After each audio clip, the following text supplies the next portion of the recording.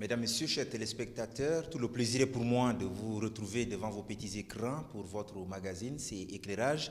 Nous recevons sur le plateau Dr Succé Masra, un jeune fonctionnaire international plein de vitalité que vous aurez le temps de découvrir au cours de cet entretien. Docteur, bienvenue au magazine. Merci beaucoup et bonjour aux téléspectateurs de la télé Tchad et de l'émission Éclairage qui nous suivent au Tchad, en Afrique et partout parce que la télé Tchad est maintenant visible un peu partout. C'est bien cela. Docteur, en sciences économiques de la Sorbonne, auteur, entrepreneur et fonctionnaire international, Dr Masra est actuellement à la BAD, Banque africaine de développement, en qualité d'économiste et analyste financier. Dr Succé Masra est fondateur de la génération ABCD Leadership.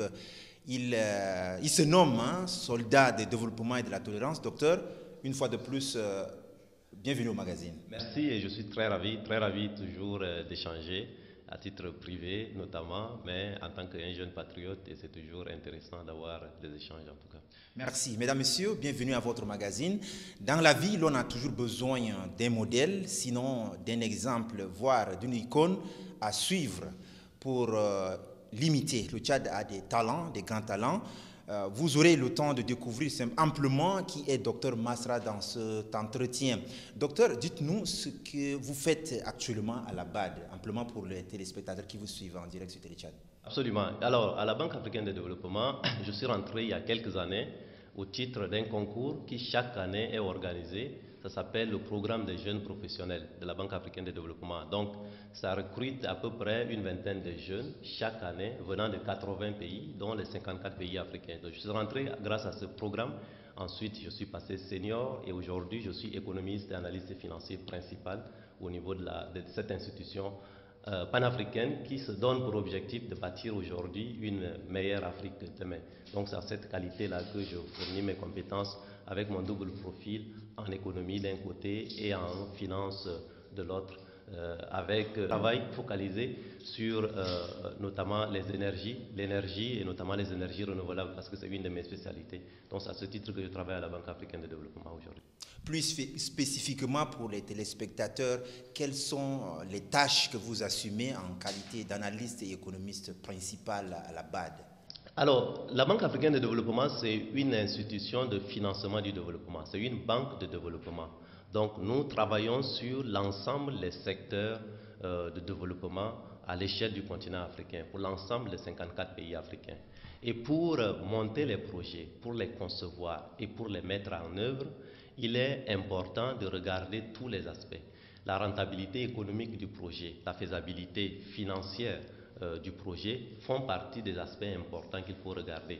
Donc, en fait, je conduis les diligences nécessaires pour pouvoir décider si oui ou non l'institution devrait aller sur un projet donné. Donc, si je prends un exemple d'un projet solaire, par exemple, j'ai conduit l'analyse économique et financière de la plus grande centrale solaire au monde qui se trouve au Maroc, la centrale de Ouarzazate au Maroc. Et il a été question, avant la mise en œuvre du projet, donc, d'analyser la rentabilité économique et financière, les résultats de développement escomptés, en quoi ce projet, en le réalisant, va effectivement contribuer sur le plan macroéconomique, sur le plan microéconomique, sur le plan de création d'emplois, sur le plan d'apport dans l'économie dans sa globalité. Donc c'est ces aspects-là, c'est en réalité une sorte un peu de boîte à outils. Et puis il y a d'autres aspects qui sont regardés aussi, les aspects juridiques, les aspects des acquisitions, les aspects de gestion financière. Tous ces aspects-là sont regardés afin de permettre aux administrateurs de cette institution de pouvoir décider si oui ou non ils doivent approuver ce projet et ensuite donc vient la mise en œuvre. L'Union africaine a une initiative africaine des énergies renouvelables qui est une institution panafricaine. Ce projet est l'initiative des Africains pour les Africains. Alors à ce niveau, est-ce que vous avez aussi le regard sur ce volet? Absolument. Même si je m'exprime à titre privé aujourd'hui en échangeant avec vous en tant que jeune Tchadien, je dois quand même le reconnaître. Au niveau de la Banque africaine de développement et en synergie avec tous les pays du continent africain, l'énergie est devenue la priorité numéro 1. Parce que vous voyez, vous avez beaucoup de pays africains par exemple qui parlent d'émergence de leur pays. Émergence à l'horizon 2030, à l'horizon 2035, à l'horizon 2020. Mais en fait, il y a une réalité qui est devenue progressivement celle de l'ensemble des pays africains aujourd'hui. C'est que sans énergie, il n'y a pas d'émergence possible. Sans énergie, il n'y a pas de développement possible. Donc, l'un des premiers ingrédients pour permettre à un pays clairement de se développer, c'est d'abord l'accès à l'énergie. Le problème de l'Afrique, c'est un problème crucial parce que sur 1 milliard d'habitants, vous avez à peu près 645 millions qui manquent d'accès à l'électricité. Pour un pays comme le Tchad, il faut le reconnaître, il n'y a que 3% de la population tchadienne qui a accès à l'électricité. Donc, les efforts sont à faire à l'échelle continentale, à l'échelle du Tchad aussi, et c'est devenu la priorité, la première des 5 priorités de la Banque africaine de développement. Donc, vous voyez que, en fait, c'est une sorte un peu de conscience qui naît déjà sur le continent africain. Et effectivement, l'initiative africaine pour les énergies renouvelables, qui est une initiative née à la suite de la COP 21 qui a eu lieu à Paris, ça fait partie des aspects sur lesquels j'ai eu l'occasion aussi un peu de travailler, y compris dans le cadre de ma thèse de doctorat. Nous aurons peut-être l'occasion de revenir là-dessus, puisque ça a été consacré à l'Afrique face aux défis de l'économie post-pétrole, avec par exemple le rôle que les énergies renouvelables peuvent jouer. Donc je prends le cas d'un pays comme le Tchad où nous avons du soleil à revendre. Oui. Effectivement, le soleil peut devenir un trésor pour le Tchad pour peu qu'on décide d'aller dans ce domaine. Justement, l'émission s'appelle Éclairage puisque nous y sommes, monsieur docteur Succès Masra. Revenons sur vos recherches qui vous ont permis d'avoir le grade de doctorat que vous avez. Sur quoi a porté votre thèse? Alors, ma thèse d'économie que j'ai conduite à la Sorbonne sous le leadership de Gaël Giraud, qui est le chef économiste de l'Agence française de développement aujourd'hui, est une thèse qui a été consacrée à l'Afrique face aux défis de l'économie post-pétrole. Il se trouve que de nombreux pays africains sont exportateurs du pétrole, sont producteurs du pétrole. Et pourtant, mon intime conviction, c'est que c'est dès aujourd'hui, avec les revenus du pétrole, qu'il faut préparer l'économie de l'après-pétrole. Parce que quelque part, on y arrivera où le pétrole, en tant qu'une ressource tarissable, va finir par s'épuiser. Et alors, à ce moment-là, l'intelligence collective, la vraie exigence d'un leader à l'échelle d'un pays, par exemple, qui est producteur de pétrole, c'est d'inscrire son économie sur la voie de la diversification économique. Donc, en fait, c'est à cela que j'ai consacré ma thèse. Donc, l'objectif, en fait, c'est de montrer comment l'Afrique, y compris les pays africains qui ont encore de l'accès, enfin, qui ont encore du pétrole aujourd'hui, doivent préparer l'après-pétrole. Parce que y a un philosophe qui dit, quand c'est urgent, c'est déjà trop tard. C'est parce qu'aujourd'hui, nous avons même encore du pétrole que nous devons préparer l'après-pétrole. Et peut-être, par pure coïncidence, aujourd'hui, la situation à laquelle font face les pays producteurs du pétrole à l'échelle du continent africain, je prends par exemple le cas de l'Afrique centrale, 5 pays sur les 6 sont exportateurs du pétrole, mais il se trouve qu'ils font maintenant face à des difficultés majeures. Donc, la vraie intelligence, et j'en suis arrivé à proposer des solutions, des pistes de solutions qui vont dans le sens de la diversification économique. Donc, la diversification économique, c'est une diversification qui doit prendre, y compris en compte, les métiers d'avenir. Ces métiers d'avenir, c'est par exemple les énergies renouvelables, qui sont un vrai gisement d'emploi, par exemple, pour les pays africains. Il y a les métiers d'avenir qui ont trait, par exemple, au TIC. Et donc, quelque part, ce que j'ai essayé, y compris de montrer dans cette thèse, c'est de dire en quelque sorte que la vraie matière première de demain, c'est la matière grise. Et lorsque nous avons la matière grise, nous sommes capables de faire des choses extraordinaires. L'image que j'ai utilisée pour illustrer, c'est que si vous mettez les gens pauvres d'esprit sur une mine d'or, sur une mine de pétrole, ils vont tendre la main pour quémander. Mais si vous mettez les gens riches d'esprit, même dans un désert, comme le désert du BET qui est le nôtre, eh bien, ils vont trouver un oasis pour se développer.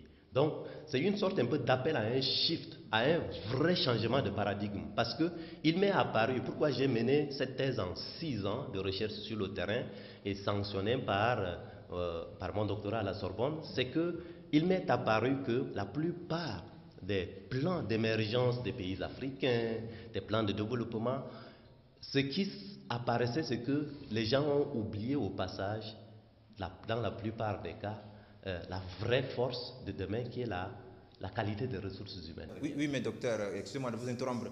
Pourquoi les pays producteurs de pétrole n'ont pas pu supporter cette chute-là? Pourquoi? Pourtant, ils avaient des ressources nécessaires.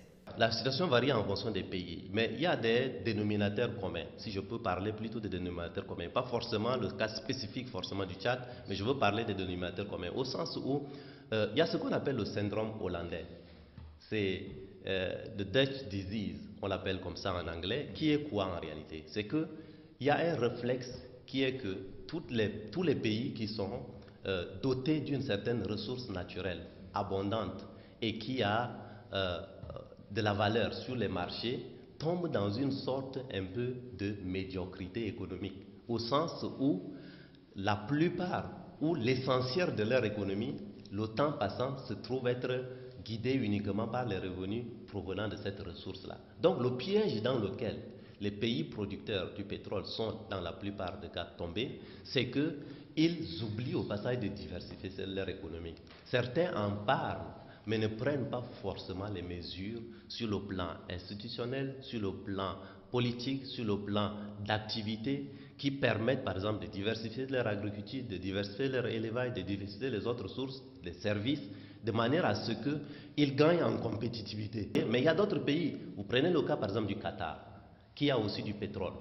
Même s'ils passent par des périodes difficiles, ce qu'ils ont compris tout de suite, c'est d'utiliser les revenus issus de ce pétrole-là pour se diversifier. Dans le tourisme, se diversifier. Dans des investissements d'avenir, l'énergie renouvelable par exemple, dans l'éducation, dans les industries pharmaceutiques. Donc en fait, c'est cela qu'il faut, ce à quoi il faut convier en quelque sorte les pays producteurs du pétrole, y compris le nôtre, de manière à se diversifier clairement. Et les solutions en termes de diversification économique sont des solutions qui sont explorables, qui sont faisables en réalité. Donc ça, je dois appeler ça, c'est le premier péché originel de la plupart des pays producteurs du pétrole. Et puis l'autre aspect, c'est que avec l'abondance des ressources, des revenus issus généralement de la vente de ces produits, il y a eu une sorte un peu de paresse en termes y compris de gouvernance, où les gens gèrent ces revenus pas avec l'orthodoxie nécessaire. Et donc lorsque vient le moment où par exemple les cours baissent subitement, alors on n'est plus capable de trouver des solutions alternatives. Donc il y a une question d'abord de manque de diversification économique, pour me résumer, manque de diversification économique d'un côté, des problèmes de gouvernance de l'autre, et puis, in fine, finalement, c'est peut-être l'absence d'une justice du rendre compte. Ça tient un peu aussi à la gouvernance. Il faudrait que dans les pays qui ont des revenus issus de ces ressources-là naturelles, qu'on apprenne aussi un peu aux décideurs publics, à ceux qui gèrent les régies financières, à clairement rendre compte. Lorsque nous n'avons pas ça, alors l'image que j'utilise, c'est que ça ressemble à une sorte de jarre, une sorte de vase. Peu importe la quantité de ressources que vous mettez dans cette jarre, si cette jarre est trouée, ça va se vider. C'est la même chose avec les ressources issues du pétrole. Donc ça, c'est un des pièges dans lesquels les gens sont tombés. Ma thèse a abouti à des recommandations, y compris en termes de diversification économique, y compris en termes de mobilisation des ressources, y compris en termes de mécanismes de gouvernance de ces ressources naturelles, et comment on prépare, y compris les futures générations, dès aujourd'hui, à apprendre à se passer du pétrole. Donc voilà un peu ce à quoi j'ai dédié cette thèse, qui a une dimension continentale, qui ne s'arrête pas simplement au cas du Tchad ou des autres pays. Docteur, parlant justement de la génération, vous êtes président de la génération ABCD et auteur d'un livre intitulé ABCD du leadership. Qu'est-ce qui a motivé la création de cette organisation qui s'appelle ABCD du leadership?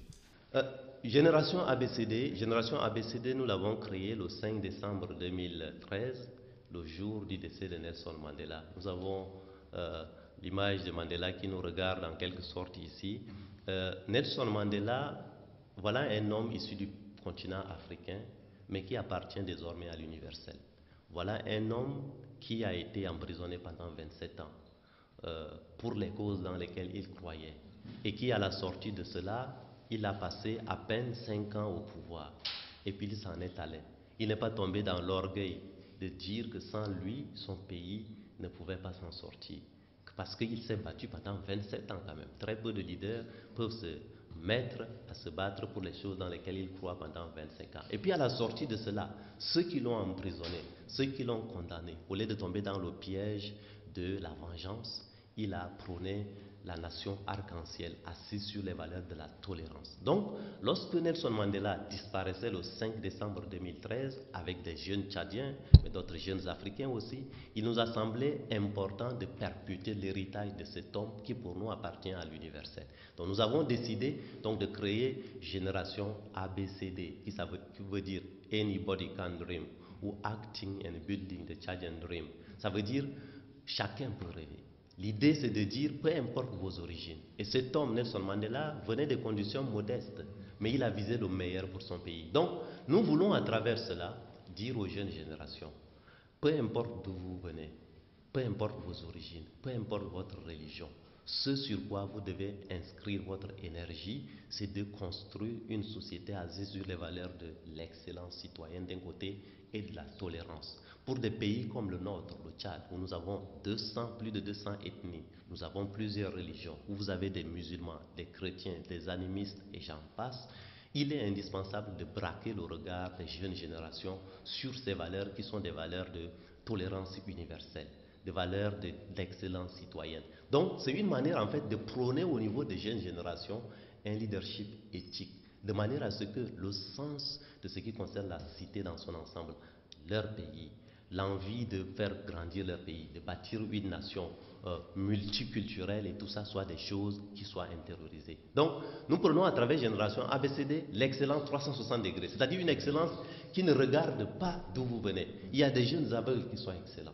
Il y a des gens issus du nord du pays qui sont excellents, issus du sud du pays qui sont excellents. Il y a des femmes qui sont excellentes, il y a des hommes qui sont excellents. Il y a des gens issus des familles de riches qui peuvent être excellents en tant que citoyens. Il y a des gens issus des familles de pauvres qui peuvent aussi l'être. Donc, l'excellence 360 degrés, si nous travaillons nos sociétés au Tchad, en Afrique centrale, en Afrique et dans le monde, plutôt à regarder sur ce côté-là, alors nous allons bâtir ce que nous appelons les ponts entre les cultures, entre les religions, entre les civilisations. Et donc, c'est à cela qu'est dédiée cette plateforme et dont l'objectif, en fait, c'est à la fois d'être une force de proposition intellectuelle en termes de tous les aspects de développement. Nous avons parlé des énergies renouvelables, mais il y a d'autres aspects, l'entrepreneuriat et l'innovation, parce que, par exemple, nos pays vont avoir de plus en plus à faire face à des problèmes d'emploi. Donc, il faut que nous soyons capables de répondre à ces besoins d'emploi. Et puis, de l'autre côté, cultiver dans les jeunes générations le goût du service des autres. Oui, mais docteur, en parcourant votre livre, les ABCD du leadership, j'ai vu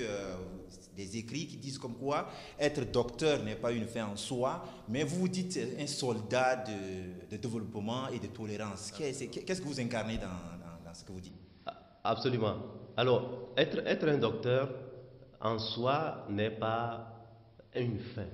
Qu'est-ce que j'ai voulu dire à travers cela? C'est une manière aussi de dire à nos pays, mais à tous les diplômés de nos pays, qu'il y a souvent un gap entre le diplômé et le citoyen.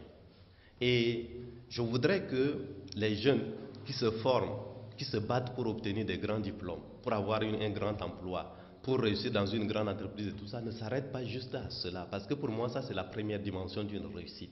Mais à cela, il faut ajouter aussi une autre dimension, qui est ce que, comme le dirait Martin Luther King, la question la plus importante dans la vie, c'est qu'est-ce que vous faites pour les autres? Et j'ai voulu illustrer cela en disant, qu'est-ce que c'est qu'un grand docteur, qu'un docteur en économie, dans un pays où les gens n'ont pas 2 repas par jour? Qu'est-ce que c'est qu'un docteur en médecine, dans un pays où il y a 1000 femmes, sur 1000 femmes qui accouchent, il y en a plus de 100 qui, quelque part, meurent. Qu'est-ce que c'est qu'un ingénieur en agriculture, dans un pays où les gens n'ont pas 2 repas par jour? Ces questions-là doivent nous interpeller, au-delà de nos réussites personnelles. Mais je dis ça aussi pour démystifier le diplôme. Parce que parfois, nous sommes dans des pays où il y a un culte au diplôme. Je veux dire que la citoyenneté doit être supérieure à nos diplômes, à nos origines et à tout ce qu'on peut avoir comme ces éléments de distinction sociale. Donc, en disant cela, c'est plutôt une exhortation pour les jeunes générations, pour leur dire que être utile à son pays, ce n'est ni une question de diplôme. Parce qu'on a vu parfois des grands docteurs, des grands ingénieurs qui sont devenus des bourreaux pour leur pays. Ce n'est ni une question de religion. On a vu parfois des gens qui ont fait le pèlerinage à la Mecque et qui se sont fait appeler des El Hajj, mais qui sont devenus des bourreaux pour leur peuple. On a vu des gens qui ont été formés dans les écoles catholiques, les écoles protestantes et compagnie, qui sont même des pasteurs. Mais lorsqu'on leur confie par exemple les responsabilités à l'échelle de leur pays, ils sont devenus les pilleurs de ces pays. Donc, c'est une manière de dire quoi. Et puis, ce n'est pas une question de genre. Parfois, on dit dans ce pays, ou bien dans d'autres pays à travers le continent, que les femmes ne peuvent pas, parce qu'elles ne sont que des Marasaki, des Denebaya, ces genres d'expressions sont là un peu pour cadenasser par exemple les jeunes dames à leur rôle secondaire. Donc ce que je voudrais dire à travers cela, c'est à la fois de démystifier, c'est ce que j'appelle un peu une sorte un peu de nécessité de dépoussiérer notre esprit. Donc j'en appelle aux jeunes générations pour qu'ils apprennent plutôt à respecter les gens en fonction de ce qu'ils ont véritablement comme valeur. Donc c'est en quelque sorte une sorte un peu d'entraînement sur soi pour qu'en se transformant ainsi, en regardant avec des loupes différentes, qu'on soit capable en quelque sorte d'apporter des solutions nouvelles pour nos pays. C'est à cela qu'est dédié ça. Ok, docteur, merci beaucoup pour cet éclairage. Les pays africains font face à beaucoup de défis, entre autres défis de gouvernance politique, économique, sanitaire, défis de formation, bref, des défis de développement d'une manière générale. Alors, face à cette multitude de défis, quel leadership vous proposez à la jeunesse tchadienne? Quel modèle de leadership à la jeunesse tchadienne? J'allais dire à la jeunesse tchadienne africaine, mais peut-être à la jeunesse du monde. Un style de leadership guidé d'abord par ce qu'on peut appeler le goût du prochain.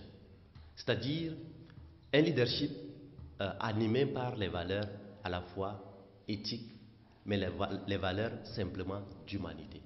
Parce que si vous êtes capable, à l'échelle d'un pays, d'avoir ce leadership en vous, alors à ce moment-là, lorsque vous avez des responsabilités nationales, à la tête des institutions, à la tête des ministères, à la tête comme Premier ministre ou bien comme Président de la République ou à la tête des grandes institutions, alors vous gérez ces institutions-là avec cette colonne vertébrale en vous.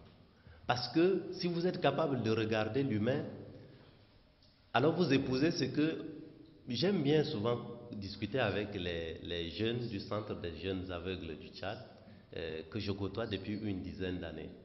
Et l'une des plus belles citations, c'est leur devise, c'est de dire « on ne voit bien qu'avec le cœur ». Si vous êtes capable de... Et ce qui est marrant, c'est que lorsque vous discutez avec... J'arrive et que je discute avec ces jeunes, ils ne savent pas quelle est ma couleur de peau. Ils ne savent pas si je suis grand de taille ou petit de taille. Ils ne savent pas si je suis brun ou noir. Ils ne savent pas si je me suis habillé comme un musulman ou comme un chrétien. Ils ne savent pas si... Vous voyez, ce qui les intéresse, c'est si vous êtes capable de toucher leur cœur.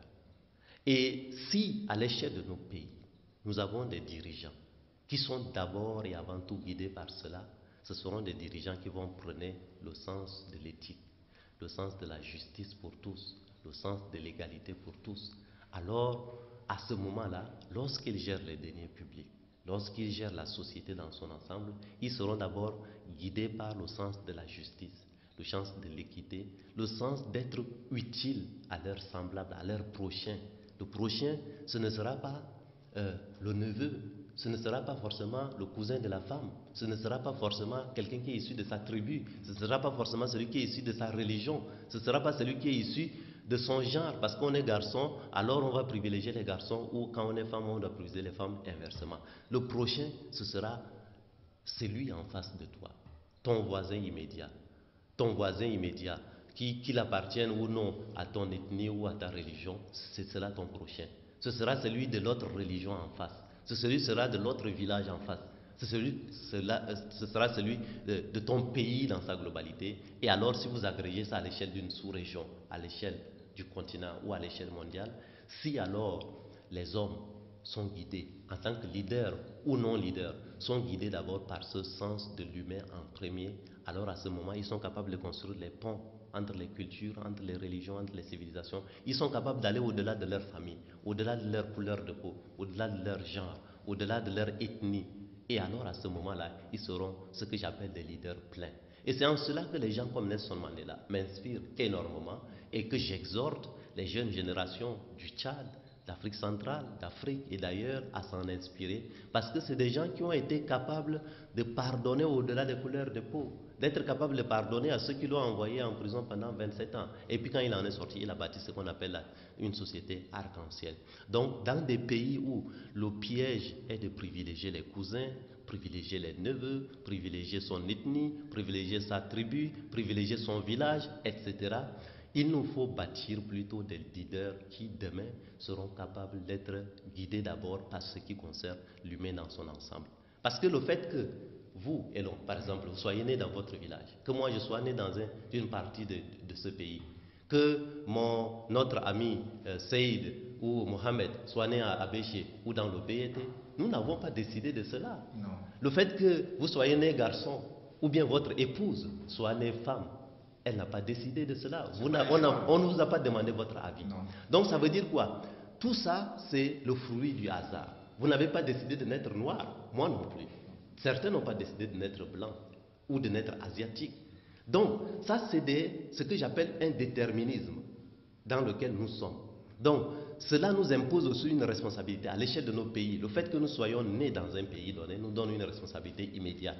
Mais nous devons avoir une vocation universelle. Donc pour me résumer, le type de leader que je souhaite pour le Tchad, pour l'Afrique et pour le monde en réalité, c'est des leaders guidés d'abord par le sens de l'humain et qui voient au-delà de tous les construits sociaux et toutes les économies, qui ne voient d'abord bien qu'avec le cœur. Ceux-là sont capables d'aller au-delà des construits, au-delà des limites naturelles de religion, de région, de couleur de peau, etc. Donc c'est à cela que je m'évertue avec les jeunes générations ABCD, mais partout où je vais, à prôner cela en puisant par exemple dans des modèles comme Nelson Mandela effectivement.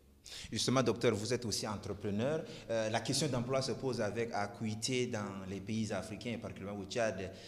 Qu'est-ce que vous conseillez à la jeunesse tchadienne en termes d'entrepreneuriat? Parce que le problème d'emploi se pose véritablement dans le pays. Absolument, vous avez raison. Je vous donne quelques chiffres pour illustrer cela. Excusez-moi mon défaut d'économiste. Il y a à peu près une dizaine de millions d'Africains qui rentrent chaque année sur le marché de l'emploi. Ceux-là, si on ne leur trouve pas des conditions de travail décentes, ils vont s'embarquer dans les bateaux, aller mourir aux portes de l'Europe et faire la honte à l'Afrique. Et ça va continuer comme ça encore des années si on ne trouve pas de solution. Je prends le cas par exemple de notre pays, le Tchad. Il y a environ 100 000 fonctionnaires à tout casser. Il y a à peu près le même nombre, à peu près 100 000 aussi dans le secteur privé. Vous mettez tout ça ensemble, ça fait à peu près 200 000 qui sont salariés, publics ou privés. Et puis, chaque année, il y a environ 200 000 Tchadiens qui rentrent sur le marché de l'emploi. C'est-à-dire depuis les indépendances jusqu'à aujourd'hui, nous avons à peu près le nombre de gens qui rentrent chaque année sur le marché de l'emploi.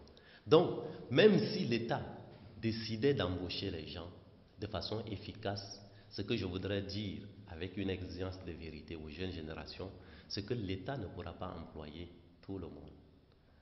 Okay? Ce n'est pas dispenser l'État de son obligation d'embaucher les gens qui méritent, etc. Mais c'est de dire simplement qu'il va falloir que le secteur privé soit développé. Donc, pour que le secteur privé se développe, l'une des voies royales, c'est l'entrepreneuriat. Donc, j'exhorte les jeunes générations à se créer leur propre emploi, à se battre pour créer leur propre emploi. Et des plateformes comme Génération ABCD et d'autres qui existent dans ce pays ou ailleurs, leur vocation, c'est justement d'entraîner les jeunes générations à cette culture entrepreneuriale. Maintenant, après, l'État, ce qu'il peut faire, c'est justement de les aider à travers ce qu'on appelle un peu le doing business, l'amélioration du climat des affaires. Est-ce qu'il est facile de créer une entreprise? Est-ce que la fiscalité ne tue pas les entreprises? Est-ce qu'il y a l'électricité pour les entreprises? Est-ce que quand il y a un problème de justice, les entrepreneurs sont jugés comme ils se le doivent et restitués dans leurs droits? Ça, c'est des aspects sur lesquels le pouvoir public peut agir.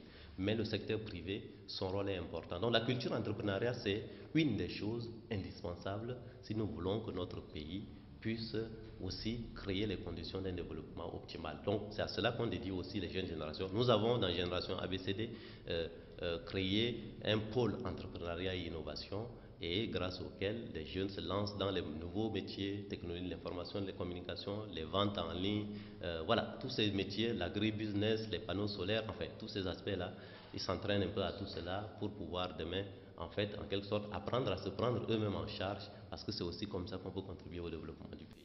Merci, docteur. Vous êtes lauréat de plusieurs prix, mais dernièrement, Toumaï d'Or vous a décerné un prix. En quoi consiste ce prix et quel est le sentiment que vous avez en recevant ce prix? Alors, j'ai reçu quelques prix. En 2016, le Desmond Tutu Leadership Programme, qui est le programme de leadership du cardinal Desmond Tutu, que les uns et les autres peut-être connaissent, un des amis de Nelson Mandela. Mais ce prix, le Toumaï d'Or, m'a donné beaucoup de joie, oui, parce que c'est absolument, exactement. Donc c'est ce prix-là que j'ai eu l'occasion de recevoir. Je voudrais profiter de l'occasion non seulement de remercier un peu tous ces jeunes qui par milliers sur les réseaux sociaux ont voté pour ma modeste personne, et remercier à la fois les membres du jury et tous ceux qui ont cru, saluer à travers ma modeste personne et à travers ce que je fais pour Génération ABCD notamment, l'envie d'être utile à ce pays. Donc clairement, c'est plutôt, je vois ça comme un encouragement à se battre pour continuer à être utile. Donc je le dédie à tous ces jeunes qui sont dans des conditions modestes comme moi, qui ont cru en eux ou bien qui essayent de croire en eux, pour leur dire de ne jamais se mettre des limites. Moi, mon histoire, c'est l'histoire d'un jeune qui a commencé au village avec moins de 500 francs CFA, mais cela ne m'a pas empêché de viser et de rechercher l'excellence. C'est cela que j'essaie de renvoyer comme l'ascenseur aux plus jeunes, qui ne se disent pas que c'est impossible, que dans des environnements où on leur dit ce n'est pas possible, j'aime toujours me balader avec ça à travers le continent et partout. Une des plus belles citations de Nelson Mandela qui dit cela semble toujours impossible jusqu'à ce qu'on le fasse. Ça, c'est la maxime en quelque sorte de ma vie. Parce que pour moi qui ai commencé au village, l'école coûtait 200 francs CFA. Mais pour avoir de l'argent pour s'inscrire pour les 200, là, c'était difficile. J'ai fait la récolte des 1000, ça m'a permis d'obtenir 500 francs CFA. Et c'est grâce à ça que j'ai été inscrit. Je ne savais même pas parler le français. Quand j'entrais à l'école, le premier mot que j'avais appris, c'était présent. Répondre présent. Vous l'avez même souligné dans votre livre. Exactement. Et cela ne m'a pas empêché, plus tard, d'entrer au CECEL de SAR, qui est l'un des lycées d'excellence de notre pays, d'entrer à l'Université catholique, d'aller faire la Sorbonne, faire mon doctorat là-bas, d'entrer à Sciences Po Paris et d'en être diplômé.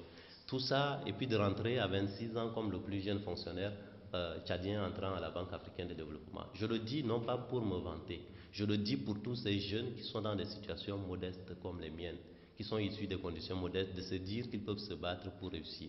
Et puis, qu'ils ne s'arrêtent pas à leur propre réussite.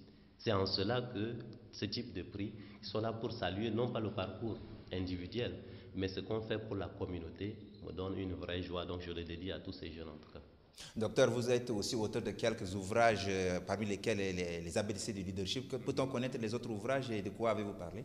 Oui, j'essaie l'écriture. Certains me disent je suis écrivain. Moi, je pense que je ne suis pas écrivain. Il y a des gens peut-être qui sont plus écrivains que moi. Je considère l'écriture comme un moyen de transmettre ce en quoi je crois, mes idées et tout. Donc, il m'est arrivé justement d'écrire sur plusieurs aspects. Sur la gouvernance, sur le leadership avec les ABCD du leadership, d'avoir écrit aussi sur l'économie avec l'importance des indicateurs non financiers dans le système de pilotage de la performance des entreprises. L'écriture, donc, je l'utilise plus comme un moyen de communication avec le reste de la société. Donc, j'ai pu écrire ainsi sur plusieurs aspects. Les ABCD du leadership, c'est le dernier en date. Mais j'ai pu aussi écrire sur la gouvernance des pays africains en partant du cas du Tchad, par exemple depuis les indépendances jusqu'à aujourd'hui, et en essayant de montrer le rôle que la jeunesse, les femmes, la diaspora doivent jouer pour le développement de ces pays. Et puis, je voudrais m'arrêter surtout sur un livre qui nous a galvanisé à la fois dans la génération ABCD, mais avec les jeunes issus d'autres pays. Les héritiers de Madiba, que nous avons publié le 28 août 2016. Le 28 août, c'est le jour où l'humanité célébrait en quelque sorte le I Have a Dream, je fais un rêve, le discours de Martin Luther King. Et donc, nous avons réuni 27 jeunes, tchadiens, africains, européens, occidentaux, pour rendre hommage à Nelson Mandela. Donc nous avons écrit ce livre qui s'appelle Les héritiers de Madiba, avec ces 27 jeunes, pour lui rendre hommage et pour porter en quelque sorte un peu son style de leadership au-delà de nos frontières. Nous avons eu l'occasion d'être invités aux États-Unis pendant l'année, le 14 septembre 2016, où nous avons été même reçus à la Maison Blanche, parce que vous savez que le président Obama est un des vrais fans de Nelson Mandela, parce qu'il a créé aussi le Mandela Washington Fellowship, dans lequel les jeunes issus de Génération ABCD ont eu l'occasion de participer. Donc ça, c'est un des livres que j'exhorte aussi les jeunes générations à lire, pour voir à la fois se souvenir de l'histoire de cet homme, mais aussi de voir comment, au jour le jour, nous pouvons nous inspirer de ce type de leaders pour essayer d'être utiles à nos sociétés. Donc voilà, ceux qui vont avoir l'occasion de lire les ABCD de leadership peuvent découvrir là-dedans les différents livres que j'ai écrits. Pour moi, l'écriture, c'est une manière aussi un peu de communiquer, ce en quoi on croit, mais il y a d'autres manières de communiquer. Voilà. Docteur, au nom de tous les téléspectateurs de la télé Tchad, je vous remercie d'avoir accepté d'éclairer nos concitoyens sur votre parcours et sur ce que vous faites à la Banque africaine de développement et ce que vous faites en tant qu'auteur et entrepreneur. Absolument. Moi, je voudrais aussi vous remercier et surtout dire aux plus jeunes générations d'essayer de compétir pour les postes, y compris internationaux. C'est à titre privé que je vous parle, donc mais les opinions que j'exprime ici sont d'abord les miennes et n'engagent pas la Banque africaine de développement, mais je voudrais quand même dire aussi aux jeunes qu'ils peuvent se battre pour ce type d'institutions et tout. Et je les exhorte parce que l'influence du Tchad aussi se fera grâce à sa capacité et à avoir de plus en plus de cadres dans les institutions où les décisions se prennent. Donc, mon rôle, modestement, c'est aussi un peu de discuter avec tous ceux qui sont intéressés par comment se préparer à ce type de compétition internationale et tout. Donc, je vous remercie et je souhaite bon vent à éclairage. Merci beaucoup, docteur. Merci à vous. Mesdames, Messieurs, chers téléspectateurs, c'est fini pour ce numéro de votre magazine. Je rappelle que j'ai reçu Dr Succès Masra, économiste et analyste financier à la Banque africaine de développement. Il est auteur et entrepreneur, président de la génération ABCD. Chers téléspectateurs, merci pour votre fidélité et au revoir, à très bientôt sur Télé Tchad.